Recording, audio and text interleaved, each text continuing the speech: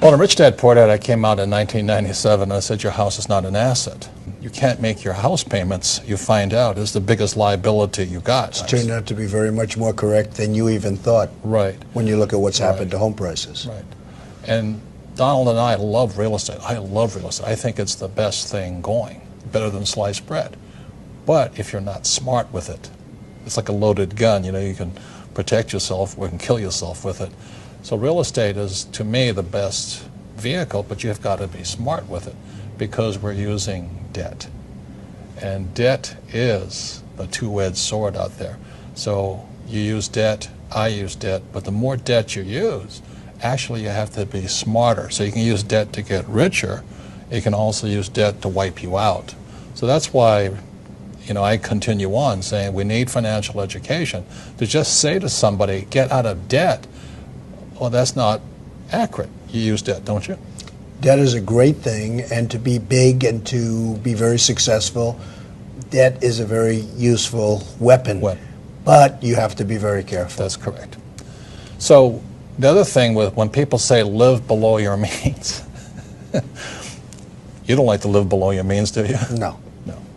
And I think when you say to somebody live below your means, you wipe their spirit out.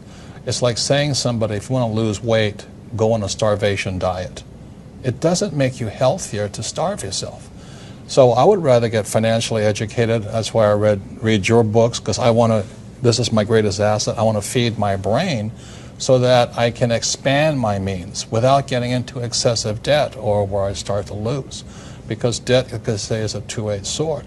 But telling somebody to live below your means is almost inhumane. I never felt good doing it.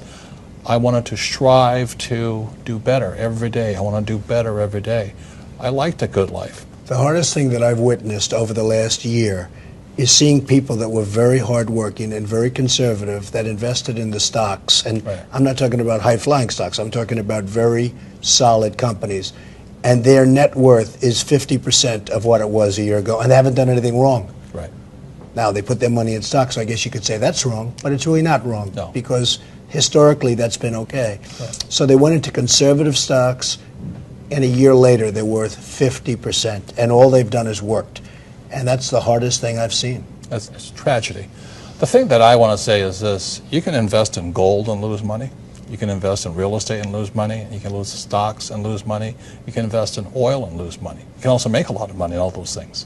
So really the reason we get together is because your financial intelligence, your financial IQ makes something valuable or not valuable. Like I said, you have to know a good investment from a bad investment, good advice from bad advice.